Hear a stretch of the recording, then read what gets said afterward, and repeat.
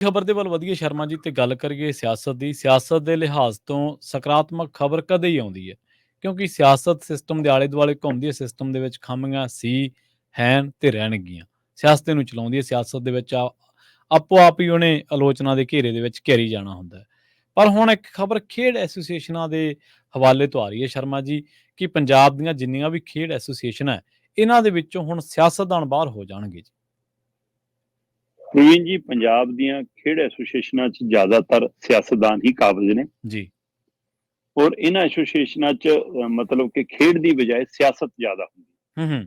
ਤੇ ਜਿਹਦਾ ਅਸੀਂ ਨਤੀਜਾ ਵੀ ਦੇਖਦੇ ਹਾਂ ਕਿ ਸਾਡੇ ਖਿਡਾਰੀ ਫਿਰ ਕਿਸ ਤਰ੍ਹਾਂ ਹਰਿਆਣੇ ਜਾਂ ਹੋਰਨਾਂ ਸੂਬਿਆਂ ਨਾਲੋਂ ਪਿੱਛੇ ਰਹਿ ਜਾਂਦੇ ਜਦੋਂ ਵੱਡੇ ਮੈਦਾਨ 'ਚ ਮੱਲ ਮਾਰਨੀ ਹੁੰਦੀ ਹੈ। ਹੂੰ।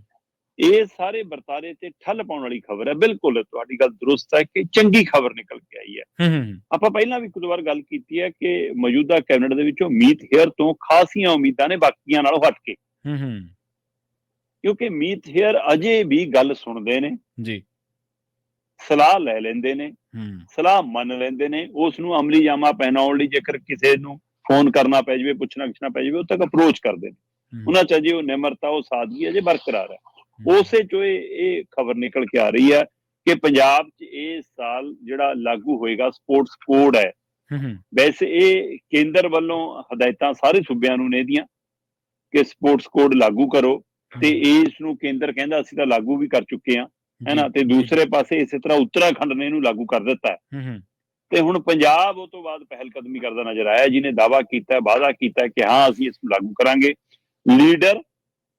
ਲੀਡਰਾਂ ਦੇ ਨਿਆਣੇ ਤੇ ਉਹਨਾਂ ਦੇ ਰਿਸ਼ਤੇਦਾਰ ਤੇ ਉਹਨਾਂ ਦੇ ਚਹੇਤੇ, ਇਹ ਸਾਰੇ ਕਹਿੰਦੇ ਐਸੋਸੀਏਸ਼ਨਾਂ 'ਚ ਬਾਹਰ ਹੋਣਗੇ।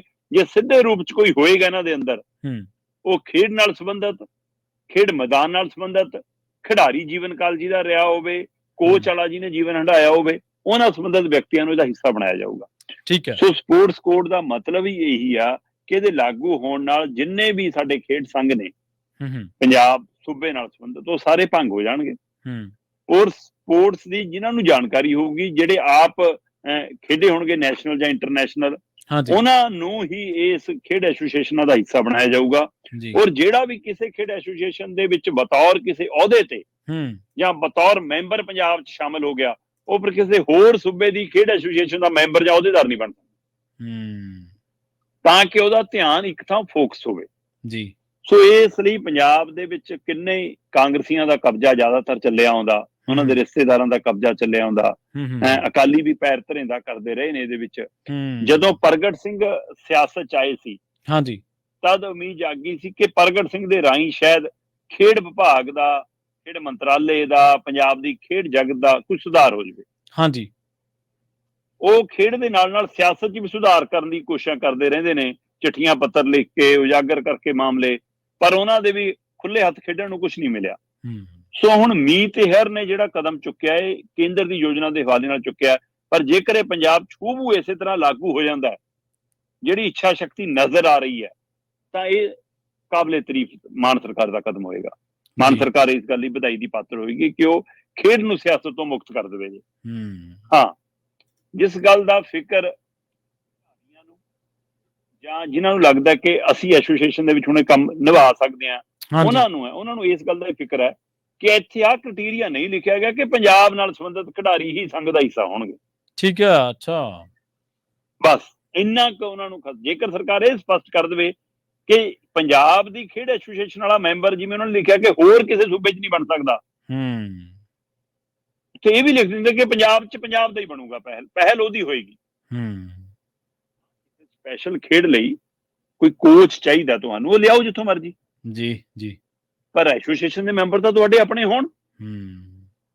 ਸੋ ਇਸ ਨੂੰ ਲੈ ਕੇ ਜੋ ਦੁਵਿਧਾ ਹੈਗੀ ਹੈ, ਕਿਤੇ ਇਹ ਨਾ ਹੋਵੇ ਕਿ ਜਿਵੇਂ ਐਡਵੋਕੇਟ ਜਨਰਲ ਟੀਮ ਦੇ ਵਿੱਚ ਦਿੱਲੀ ਤੋਂ ਲੈ ਕੇ ਹਰਿਆਣਾ, ਹਿਮਾਚਲ ਤੱਕ ਦੇ ਵਕੀਲ ਭਰ ਲਏ, ਕਿਤੇ ਪੰਜਾਬ ਦੀ ਖੇਡ ਐਸੋਸੀਏਸ਼ਨਾਂ 'ਚ ਹੈ ਨਾ, ਰਾਜਸਥਾਨ, ਹਰਿਆਣਾ, ਦਿੱਲੀ, ਗੁਜਰਾਤ, ਇੱਥੋਂ ਦੇ ਬੰਦੇ ਭਰੇ ਹੋਣ ਕਿ ਲਓ ਜੀ ਤੁਹਾਡੇ ਸੂਬਿਆਂ ਦੇ ਵਿੱਚ ਸਰਕਾਰ ਆਵੇ ਨਾ ਆਵੇ, ਤੁਹਾਨੂੰ ਉਹਦੇ ਨਵਾਜ਼ ਦਿੰਦੇ ਆ, ਹੁਣ ਸਾਡੀ ਸੇਵਾ ਤੁਸੀਂ ਕਰੀ ਜਾਓ। ਕਿਤੇ ਇਹ ਨਾ ਹੋਵੇ ਬਸ।